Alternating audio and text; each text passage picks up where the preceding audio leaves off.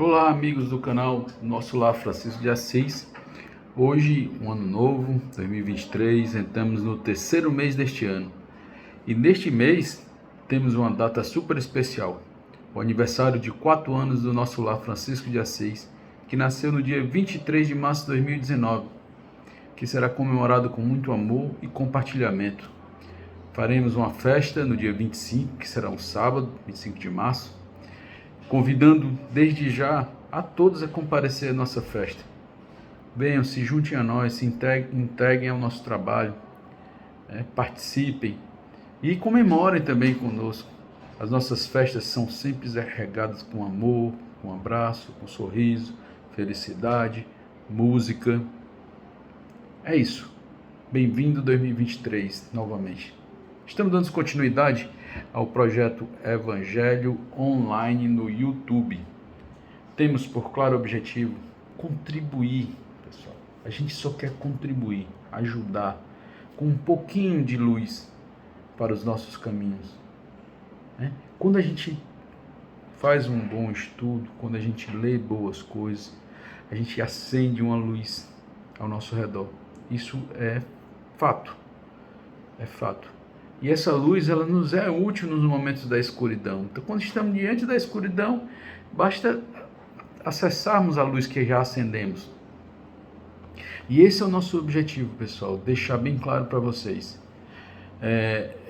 Ele é similar ao que já desenvolvemos dentro do nosso lar. Nosso lar é uma casa que abriga pessoas em situações de fragilidade social, dependentes químicos, boa parte, a maioria, oriundos das ruas de nossa fortaleza, em que é lhe dado a possibilidade de alimentar-se, residir e discutir muito o Evangelho. No nosso lar a gente discute e conversa muito o Evangelho.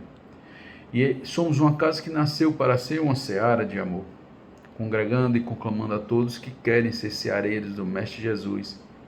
Aprender o Evangelho praticando é bem mais leve do que apenas intelectualizando.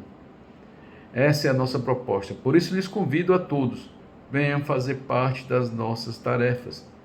Aprendamos o quanto antes a usar a caridade para aprender a amar.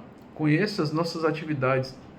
Contribua com o seu serviço. Doe seu tempo, sua paciência, suas virtudes, o seu amor. Ajude-nos a fazer um mundo um pouquinho melhor, a partir de sua própria melhoria, de sua própria transformação. Siga-nos no Instagram, @Nosso Lar Francisco de Assis. Se inscreva no nosso canal do YouTube. Curta as nossas publicações. Seja um sócio contribuinte.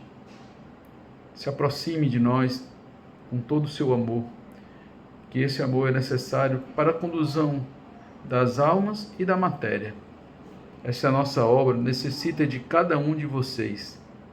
E hoje, com a felicidade de que Deus nos colocou, a oportunidade de conversarmos sobre o capítulo 8º do Evangelho segundo o Espiritismo, com o tema Bem-aventurados os que têm puro o coração. Veja que os Espíritos, eles repetem praticamente do capítulo 7 ao capítulo 8, vai abordar a questão do orgulho. Em todo esse capítulo nós veremos que o que se está a tratar é o orgulho, pessoal, é o tratamento dele. Jesus passou toda a sua jornada falando sobre isso, sobre a humildade. O reino dos céus é dos humildes. Jesus passou toda a sua existência falando isso. Bem-aventurados os que têm puro coração. Simplicidade e pureza do coração. Nós leremos o item 1, 2, 3 e 4 e conversaremos só um pouquinho sobre eles. Em Mateus 5, 8 é dito: Bem-aventurados os que têm puro coração, porquanto verão a Deus. Enxergarão, verão a Deus. Mateus 5, 8. Em Marcos 10, 13 a 16, ele diz assim: apresentam-lhe então algumas crianças, a fim de que ele as tocasse, e como seus discípulos afastassem com palavras ásperas os que lhes apresentavam, Jesus, vendo isso, zangou-se e lhes disse: deixai que venham a mim as criancinhas, e não as impeçais, porquanto o reino dos céus é para aqueles que se assemelham às criancinhas. Digo-vos, em verdade, que aquele que não receber o reino de Deus como uma criança, se assemelham e como uma criança, nele não entrará. E depois de as abraçar, abençoou-as, impondo-lhe as mãos. A pureza do coração é inseparável da simplicidade e da humildade. Exclui toda a ideia de egoísmo e de orgulho. Por isso é que Jesus toma a infância como um emblema dessa pureza, do mesmo modo que a tomou como uma da humildade. Poderia parecer menos justa essa comparação, considerando-se que o espírito da criança pode ser muito antigo e que traz, renascendo para a vida corporal, as imperfeições de que se não tenha despojado em suas precedentes existências. Só um espírito que houvesse chegado à perfeição nos poderia oferecer o tipo da verdadeira pureza, a exata comparação, porém, do ponto de vista da vida presente, porquanto a criancinha, não havendo podido ainda manifestar nenhuma tendência perversa, nos apresenta a imagem da inocência e da candura. Daí o não dizer Jesus de modo absoluto que o reino dos céus é para as crianças, mas para os que se assemelhem a elas. Olha só que lição linda, que lição maravilhosa. E veja que a organização de Kardec, ele faz quesitação aos espíritos, né? O Pentateuco foi ditado pelos espíritos e Kardec apenas os organizou. E como o espírito já existe a consideração da vida pretérita, estamos falando de vida antecedente a essa vida, existência corporal. Vejamos esse trecho do Livro dos Espíritos. Ensina-nos os espíritos que o egoísmo, o orgulho, a sensualidade são paixões que nos aproximam da natureza animal, prendendo-nos à matéria. O egoísmo, o orgulho, a sensualidade são paixões, muitos falam pecados, são paixões, são comportamentos, são formas de expressar a materialidade e de expressar a natureza animal. Veja, ele se fala, são paixões que nos aproximam da natureza animal. Orgulho, egoísmo, sensualidade. E nós estamos tentando nos afastar da natureza animal, nos desprendermos da matéria.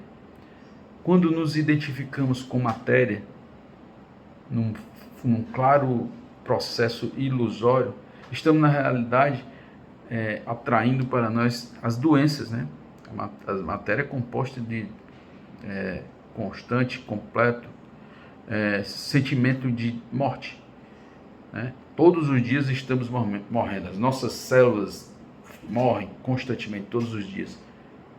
Quando envelhecemos, poucas se renovam, mas a maioria vão morrendo, todos os dias morremos. Então, o nosso corpo físico não é o mesmo de ontem, por exemplo. Então, esses sentimentos, os espíritos falam que nos aproximam da matéria, ou seja, nos aproximam da dor, do sofrimento. Que o homem já neste mundo se desliga da matéria, desprezando as futilidades mundanas e amando o próximo. Se avizinha da natureza espiritual, está dizendo a outra opção, né? Desligar-se da matéria, desprezar as futilidades mundanas e amar a Deus sobre todas as coisas, e ao próximo como a si mesmo. Se avizinha da natureza espiritual, nós somos os seguidores que estamos trabalhando para aprender o que é sermos espírito. O espírito é onde está a morada do Pai. O corpo está a morada da matéria. E na matéria tem as suas próprias leis. Que cada um tornasse útil de acordo com as faculdades e os meios que Deus lhe pôs nas mãos para experimentá-lo. Aceitar é sinal de humildade. Aceitar a Deus, né? É sinal de humildade. E ainda em O Livro dos Espíritos, na questão 9, é questionado por Allan Kardec o seguinte: em que é que na causa primária se revela uma inteligência suprema e superior a todas as inteligências? E a resposta dos espíritos: tendes um provérbio que diz, pela obra se reconhece o autor. Pois bem, vede a obra e procurai o autor. O orgulho é que gera a incredulidade. Olha só, a gente está passando sobre a matéria orgulho. E é óbvio que todos nós sabemos que o orgulho gera a incredulidade. O homem orgulhoso nada admite, a gente sabe disso. Eu sou exemplo disso. Combato diariamente orgulho. E combater diariamente o orgulho significa estar ligado à necessidade de mudança. Temos que combater o orgulho, senão não veremos a Deus. Porque o orgulhoso é incrédulo, fecha os olhos, é cego. Por isso que o trecho fala, Mateus, ele fala que o orgulhoso não verá a Deus, é isso. Porque o orgulhoso é um cego. O orgulhoso ele não consegue enxergar além de si próprio. Nada admite acima de si.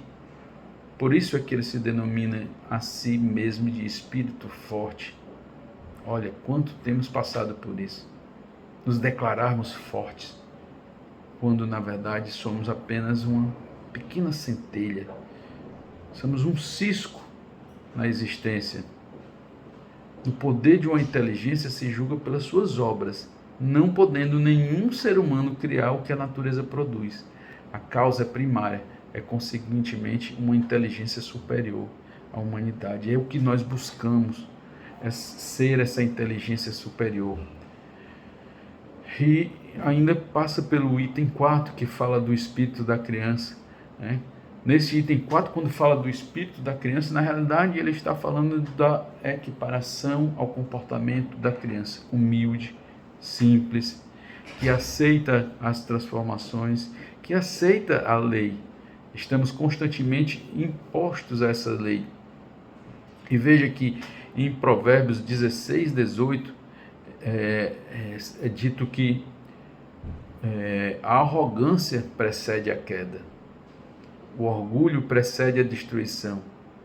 O que significa o orgulho precede a queda, pessoal? O que significa essa passagem que está escrito na Bíblia? O orgulho precede a destruição. A arrogância precede a queda. Em Provérbios 16, 18. Fala justamente sobre o quanto ser orgulhoso e arrogante acaba nos conduzindo a um único resultado: derrocada, ruptura de laços, fracasso. Estamos fadados ao fracasso pelo orgulho. A humildade produz honra. A Bíblia diz em Provérbios 29, 23: a soberba do homem o abaterá, mas o humilde de espírito obterá honra.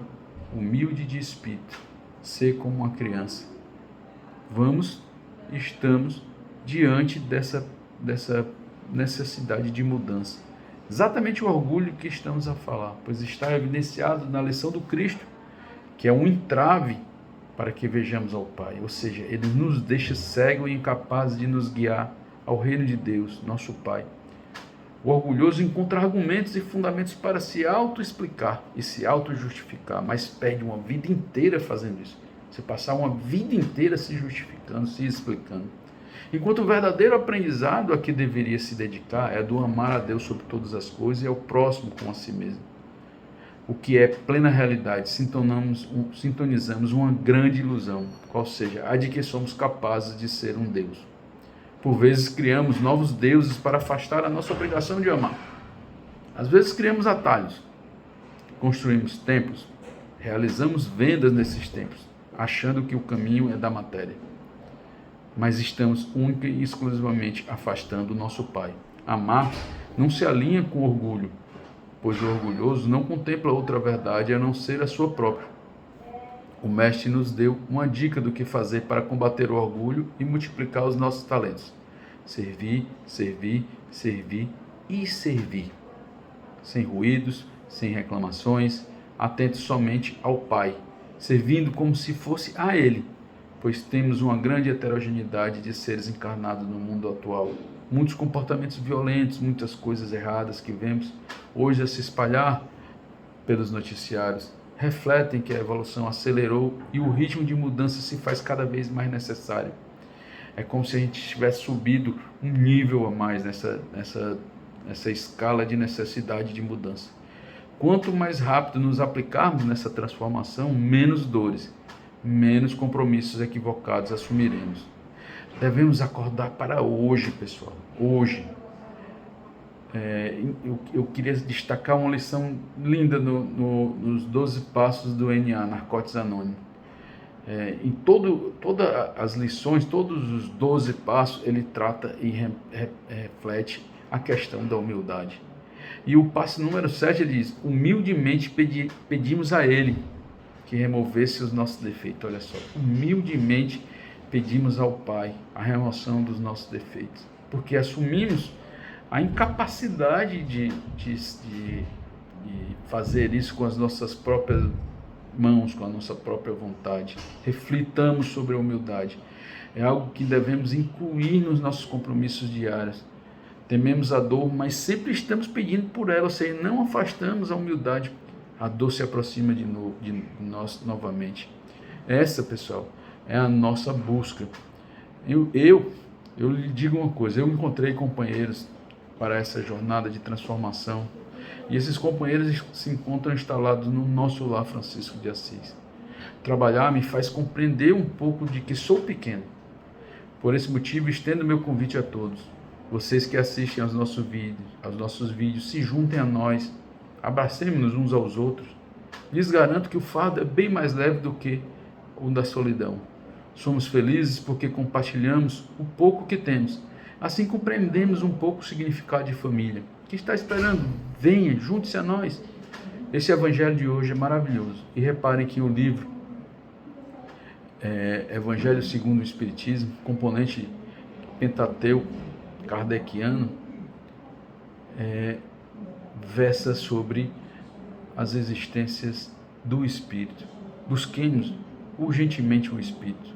Concluo convidando a todos vocês, ouvintes, a construir o reino de Deus dentro de vós, por meio do Evangelho deixado pelo Mestre Jesus, compreendendo as leis divinas a partir do exercício do amor, com todas as nossas reservas de forças possíveis, pois na escola da transformação em que estamos matriculados, não nos basta apenas não fazer o mal, temos que nos dedicar ao bem com todas as nossas forças do coração. Os Espíritos nos dão a dica de como fazer isso, exercitando a caridade. Por isso, meus irmãos, sejamos caridosos em tudo o que fizermos, por ação, por omissão, por pensamento, por sentimento. Vamos exercitar a caridade, e esse exercício se inicia com humildade. Compreendemos que não temos capacidade ainda de acrescentar sequer um côvado ao nosso tamanho. A nossa escala evolutiva está aí à nossa frente, precisamos trabalhar. Venha, junte-se a nós. Só falta você para nos completar.